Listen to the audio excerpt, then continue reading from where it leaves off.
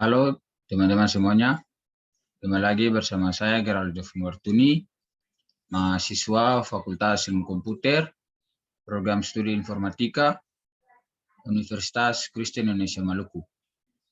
Di saat ini, saya akan menjelaskan materi tentang review jurnal antarmuka atau user interface pengguna masa depan dari mata kuliah interaksi manusia dan komputer. Kita masuk pada materi yang pertama, interaksi masa depan. User interface masa depan akan berkembang ke arah peningkatan user animasi objek, audio untuk 3 dimensi dan user interface modern dalam realitas maya. Perkembangan tersebut berupa integrasi user interface ke arah objek oriented daripada pengolahan instruksi dan fungsi. Dari segi lainnya, yaitu dialog, sudah tidak lagi terbatas pada bentuk arah. Interaksi yang akan digunakan lebih ke arah natural dan GUI dan membenarkan input yang tidak berformat. User interface masa depan memungkinkan komputer melakukan analisis terhadap aktivitas user. Gaya interaksi pada user interface masa depan ini sering ditampilkan dalam film-film fiksi ilmiah. Embodied interaction, yaitu interaksi yang menggunakan gerakan tubuh untuk memberikan input ke komputer, seperti gerakan tangan atau lainnya. Interaksi ini digambarkan dalam film Minority Report yang menggunakan gerakan tangan untuk memasukkan, melihat, dan mengubah tampilan dan sama sekali tidak perlu menggunakan mouse atau keyboard. Visualisasi 3 dimensi virtual reality, yaitu interaksi yang memberikan suatu bentuk seolah-olah user ada di dalam komputer, atau perwujudan interaksi dunia nyata dibentuk ke dalam dunia maya. Bentuk interaksi ini telah digunakan pada game 3 dimensi seperti game The Sims 2. Visualisasi virtual 3 dimensi reality 3 dimensi mouse adalah perangkat input yang sempurna untuk membangun dan memanipulasi model 3 dimensi dan dunia virtual reality intuitive control. Dengan mouse 3 dimensi bebas terbang, desainer, insinyur, dan peneliti justru dapat memanipulasi benda-benda di ruang virtual menggunakan paradigma tikus akrab yang mudah untuk belajar, mudah menggunakan antarmuka untuk input koordinat 3 dimensi, dan gerak menyediakan output proporsional dalam semua 6 derajat kebebasan, sehingga perangkat input yang ideal untuk CAD atau CAM, animasi, pemodelan, dan aplikasi virtual reality. Cutting desain ujung. Mouse 3 dimensi terdiri dari pemancar meja, receiver genggam dalam bentuk mouse, dan kotak kontrol. Pemancar berisi 3 pembicara yang memancarkan sinyal ultrasonik dan penerima mengandung 3 mikrofon miniature merasakan sinyal-sinyal. Pemancar dan penerima berkomunikasi sepanjang garis pandang, saling berhadapan. Sebuah kotak kontrol terhubung ke kedua perangkat dan menentukan posisi mouse berdasarkan waktu sinyal mikrofon dan juga mendeteksi tombol mouse status. 3 dimensi mouse dikirimkan dengan perangkat lunak driver untuk PC dan platform SGI. Sensing affect, yaitu perkembangan interaksi manusia dan mesin Dalam hal ini tidak harus komputer. Pada abad 20-an, komputer telah bisa mengenal dan merasakan pengaruh dari lingkungan, merasakan suhu, mendengar suara lingkungan, melihat lingkungan, dan sebagainya. Sistem sensing object sangat membantu manusia dalam melakukan aktivitas sehari-hari. Sistem ini biasanya digunakan pada wearable, komputer, dan aksesoris lainnya. Visualisasi. Terkadang kita mengalami kesulitan untuk menerangkan sesuatu pemahaman kita kepada orang lain, meskipun kita sudah panjang lebar menjelaskannya. Nah, coba sekarang kita bayangkan jika ada suatu alat komputer yang bisa dan dapat membaca pikiran kita tanpa kita harus repot-repot mengerahkan mouse dan keyboard atau bahkan sampai tercanggih saat ini layar sentuh. Jadi kita bisa satu kali mendayung 2-3 pulau terlampaui. Maksudnya kita bisa bekerja sambil makan, minum, menggosok baju, dan sebagainya. Sebenarnya untuk solusi di atas Apple, Google, dan Microsoft sudah mengeluarkan perangkat yang dikendalikan dengan basis suara dan gerakan tubuh di depan sebuah kamera. Tetapi itu semua masih sangat merepotkan karena kita masih harus duduk dan harus menjaga jarak dengan kamera tersebut. Untuk saat ini, itu semua bukan hanya angan-angan saja, tetapi akan segera terwujud. Peneliti di CMU dan Intel telah memetakan dan memahami aktivitas otak manusia, yaitu buat mendeteksi kata-kata hanya dengan memikirkannya.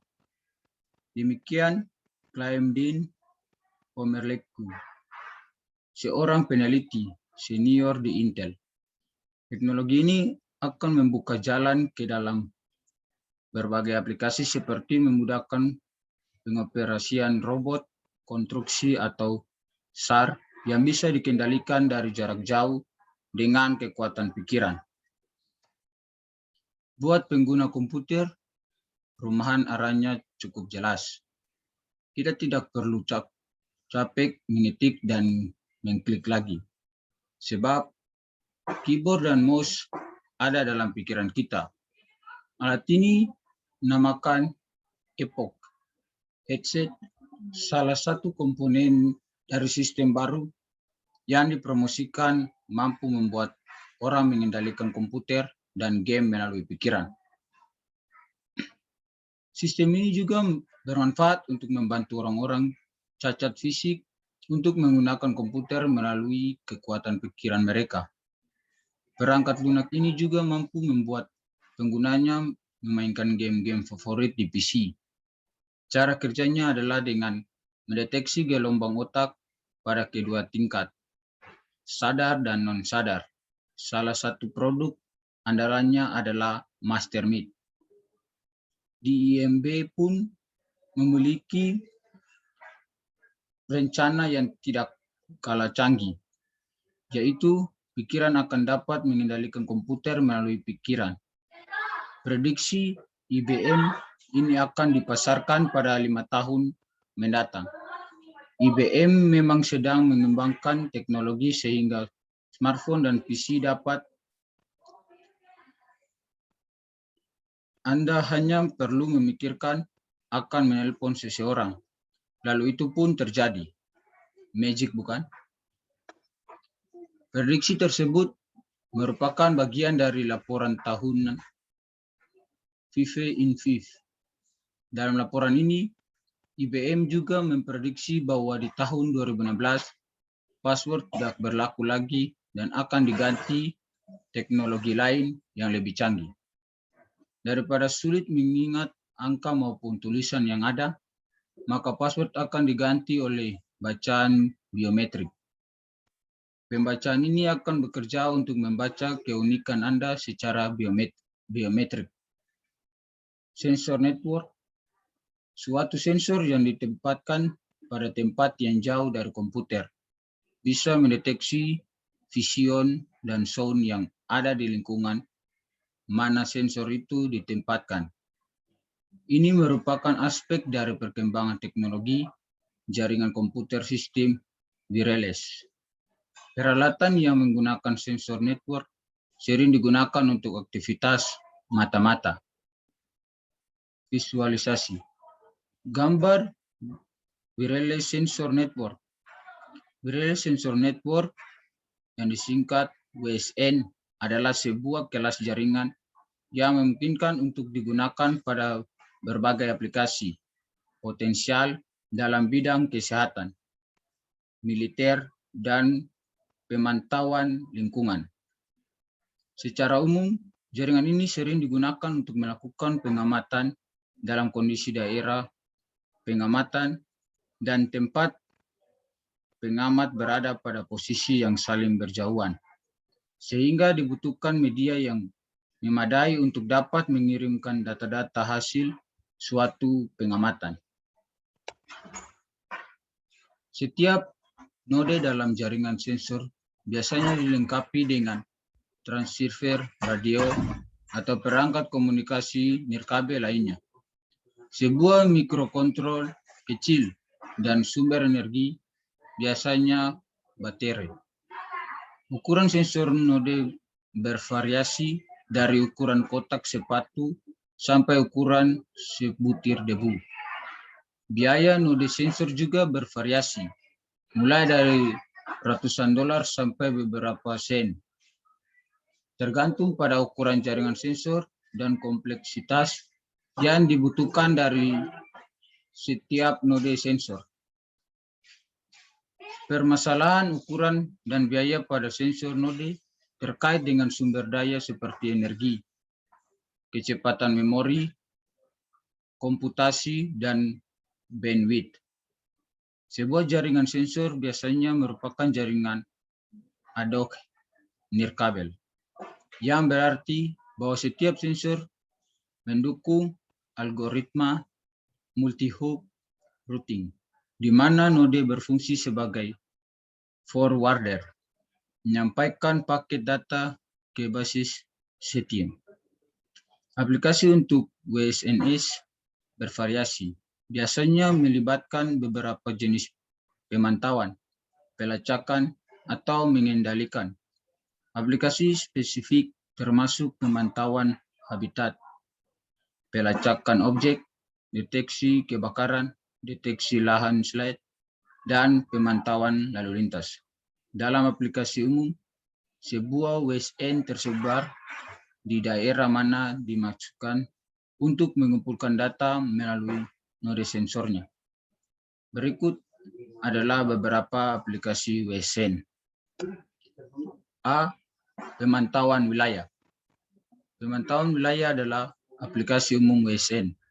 Dalam pemantauan wilayah, WSN dikerahkan di daerah di mana beberapa fenomena yang akan dipantau. Misalnya, sensor node dalam jumlah besar bisa dikerahkan di medan perang untuk mendeteksi intrusi musuh. Bila sensor mendeteksi aktivitas yang dipantau, panas, tekanan, suara, cahaya, medan elektromagnetik, getaran, dan lain-lain, akan dilaporkan pada salah satu base station, yang kemudian mengambil tindakan yang sesuai, misalnya mengirim pesan di internet atau satelit. Selain itu, jaringan sensor nirkabel dapat menggunakan berbagai sensor untuk mendeteksi keberadaan kendaraan, mulai dari sepeda motor dan mobil. B. Pemantauan lingkungan. Sejumlah WSN telah dikerahkan untuk memantau lingkungan. Mayoritas didesain dengan masa hidup pendek, karena biasa bersifat proaktif. Contoh penggunaannya adalah pemantauan keadaan lapisan es di pegunungan Alpen Swiss dan pemantauan gletser. C. Pemantauan rumah kaca. Jaringan sensor nirkabel juga digunakan untuk mengontrol tingkat suhu dan kelembapan di dalam rumah kaca komersial. Ketika suhu turun dan kelembapan di bawah tingkat tertentu, manajer rumah kaca harus diberitahukan melalui email atau pesan sel telepon teks atau sistem host dapat memicu sistem gerimis. Ventilasi terbuka, menghidupkan kipas angin, atau mengendalikan berbagai tanggapan sistem. Beberapa WSN mudah pemasangannya dan juga mudah untuk bergerak sebagai kebutuhan perubahan aplikasi. D. Pendeteksi tanah longsor. Sebuah sistem deteksi tanah longsor memanfaatkan jaringan sensor nirkabel untuk mendeteksi sedikit gerakan tanah yang mungkin terjadi selama tanah longsor. Dan melalui data yang terkumpul adalah mungkin untuk mengetahui terjadinya tanah longsor jauh sebelum itu benar-benar terjadi. E. Pertanian. Menggunakan jaringan sensor nirkabel dalam industri pertanian semakin umum. Sistem gravitasi air dapat dimonitor menggunakan pemancar tekanan untuk memantau tingkat air tangki. Pompa dapat dikendalikan dengan menggunakan wireless input atau output device. Dan penggunaan air dapat diukur dan nirkabel dikirim kembali ke pusat kontrol, pusat untuk penagihan. Irigasi otomatis memungkinkan pengguna air lebih efisien dan mengurangi limbah. Cyborg. Evolusi perkembangan interaksi manusia dengan komputer yang merupakan aspek dari artificial intelligence. Perkembangan interaksi manusia dengan komputer semakin meluas, di mana komputer mini yang dimasukkan ke dalam suatu robot atau keyboard dapat berfungsi sebagaimana mestinya. Visualisasi. Keyboard fiksi digambarkan sebagai bagian sintesis organik dan sintetik, dan sering mengajukan pertanyaan perbedaan antara manusia dan mesin sebagai salah satu peduli dengan moralitas, kehendak bebas, dan empati. Cyborg fiksi dapat diwakili sebagai terlihat mekanik, misalnya Cyberman dalam Dr. Wo Waralaba atau The Borg dari Star Trek. Atau Karen hampir tidak bisa dibedakan dari manusia, misalnya Terminator dari film Terminator yang manusia. Cylons dari kembali membayangkan dari seri Battlestar Galactica dan lain-lain. Tahun 1970, televisi The $6 Million Man menampilkan salah satu cyborg fiksi yang paling terkenal. Cyborg dalam fiksi sering memainkan sebuah penghinaan manusia selama lebih ketergantungan pada teknologi, terutama ketika digunakan untuk perang, dan bila digunakan dengan cara yang tampaknya bebas, mengancam akan cyborg. Juga sering digambarkan dengan kemampuan fisik atau mental yang jauh melebihi rekan manusia. Bentuk militer yang mungkin memiliki senjata built-in, antara lain real sebagai lawan fiksi.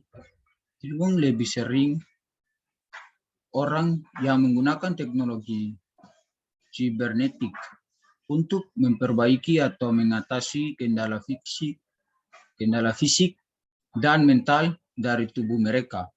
Sementara cyborg biasanya dianggap sebagai mamalia. Mereka mungkin dibayangkan segala jenis organisme. Demikian materi yang dapat saya sampaikan. Sekian dan terima kasih.